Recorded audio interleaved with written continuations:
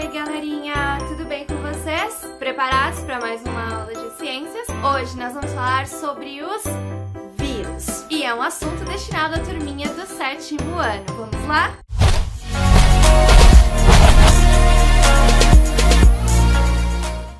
Os vírus, pessoal, são organismos conhecidos como acelulares, ou seja, são organismos que não possuem células, ok? Por esse motivo, os vírus não são classificados como seres vivos. Além disso, os vírus são menores que as bactérias, então já imagina, se uma bactéria é muito pequena, um vírus é menor ainda. Apesar de não terem células, os vírus, eles realizam alguns outros processos que são parecidos com os dos seres vivos. Os vírus se reproduzem, os vírus se adaptam-se muito bem ao meio ambiente, porém, só pelo fato do motivo de não existir células nos vírus, eles ficam fora da classificação dos seres vivos. Além disso, os vírus, eles não possuem metabolismo próprio e não conseguem se reproduzir sozinhos, ou seja, eles precisam sempre entrar dentro de uma célula para se reproduzir. Então, por esse motivo e tantos outros, os vírus ainda não estão pertencendo a nenhum tipo de classificação. Vamos conhecer agora um pouquinho das estruturas dos vírus. Olha só essa imagem. Como eu já havia mencionado para vocês, os vírus, eles não possuem nenhum tipo de célula, são conhecidos como acelulares. Os vírus possuem material genético. O seu material genético costuma estar envolvido por uma capa protetora que nós chamamos de capsídeo. Alguns tipos de vírus, além de possuir esse capsídeo que envolve o material genético, também possuem uma outra estrutura protetora que é chamada de envelope membranoso. Mas atenção, nem todos os vírus possuem esse envelope membranoso, ok? Os que possuem, nós chamamos de vírus envelopado e os que não possuem, nós chamamos de vírus não envelopados. Agora, uma característica que eu gostaria de frisar com vocês é que os vírus são considerados parasitas intracelulares obrigatórios. O que é isso, professora? Parasita intracelular significa que o vírus precisa sempre estar dentro de uma célula, ou seja, parasitar uma célula para que ele consiga realizar todas as suas funções, como se reproduzir, por exemplo. Por isso, ele é parasita intracelular obrigatório. Nessa segunda foto aqui para vocês, pessoal, eu coloquei um vírus conhecido como vírus bacteriófago, ou seja, um vírus que parasita bactérias, só para que vocês possam perceber que os vírus não têm uma forma definida, como por exemplo esse vírus que vocês estão vendo aqui, que é um vírus até bem incomum, né, pelo fato de parecer às vezes uma aranha, alguns alunos dizem que parece um robozinho, ele tem uma forma bastante irregular. Esse tipo de vírus, por exemplo, ele não possui envelope membranoso, como vocês estão vendo. Possui apenas um material genético envolvido pelo capsídeo. Agora que eu já mostrei para vocês as estruturas principais dos vírus, eu gostaria de conversar um pouquinho com vocês sobre a importância de se estudar os vírus. A primeira importância que eu gostaria de falar com vocês aqui é a importância médica.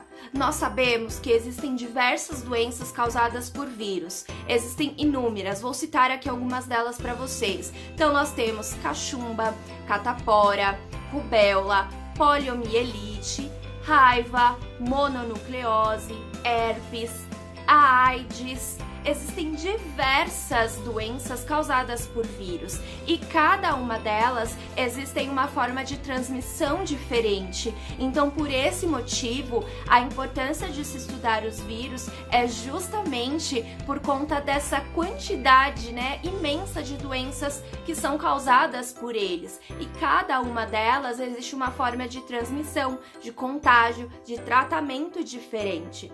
Inclusive, vamos mencionar aqui o uso das vacinas. Nem todas as doenças virais possuem vacinas, como o caso da AIDS, por exemplo. A AIDS ainda não foi possível encontrar nenhuma vacina e nenhuma cura, devido à grande taxa de mutação do vírus HIV, que é o causador da AIDS. Mas para outras doenças, como por exemplo a cachumba, a raiva, a poliomielite, já existem vacinas. Então eu gostaria de deixar aqui essa importância médica de se estudar os vírus. Aliás, o ramo da ciência que estudam os vírus nós chamamos de virologia. Outra importância de se estudar os vírus é uma importância ecológica. Os vírus nem sempre são ruins. É possível usar os vírus de uma maneira positiva, que é o que nós vamos falar sobre o controle biológico de pragas. É possível utilizar os vírus para combater pragas em plantações agrícolas. Vou citar um exemplo aqui desta foto.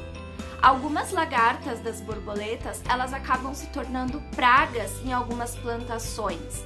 Então é possível, ao invés de você utilizar agrotóxicos, venenos para combater essa praga, você pode utilizar os vírus.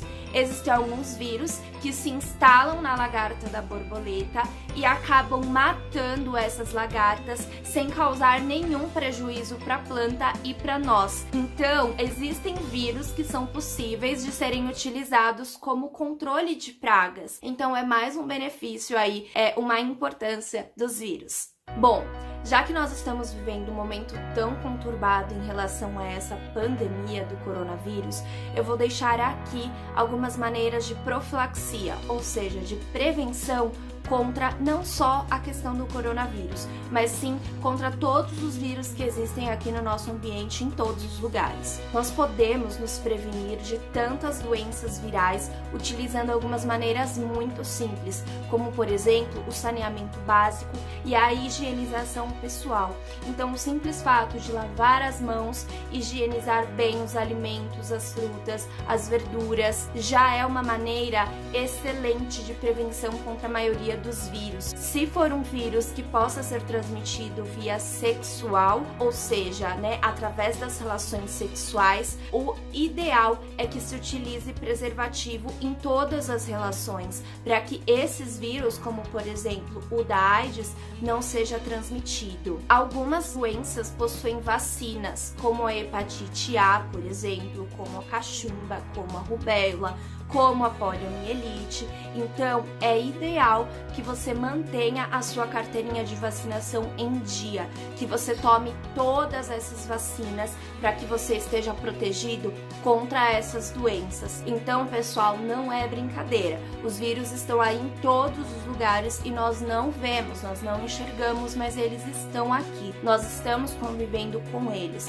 Então, o importante é sempre manter a higienização pessoal, tomar as vacinas e, nas relações sexuais, utilizar preservativo. Assim, você evita de ser contaminado e adquirir essas doenças.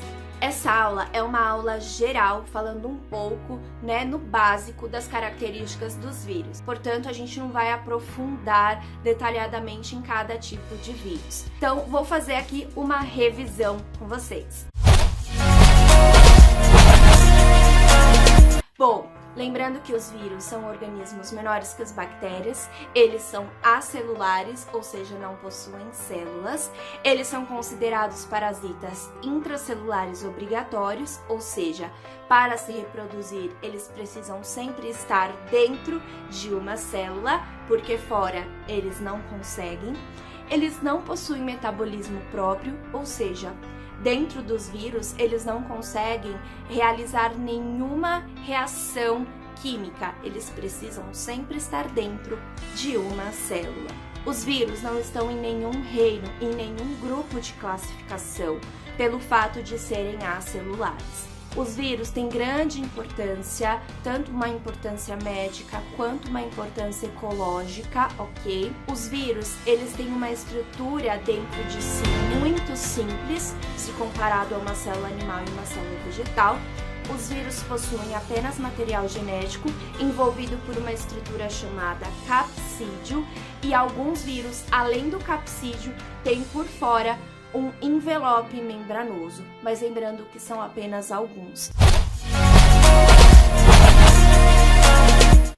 pessoal, espero que vocês tenham gostado. Não deixe de se inscrever no canal se você ainda não é inscrito. Os nossos vídeos aqui são bem simples, objetivos e explicativos, ainda mais, né, nessas condições de aulas em casa, online que nós estamos tendo. Eu espero que o meu vídeo tenha ajudado vocês. Deixe o seu like, um comentário com uma dúvida que você possa ter, que eu respondo com certeza. Ok, pessoal? Obrigada por ter assistido esse vídeo e até a nossa próxima aula. Um beijo e até mais. Tchau!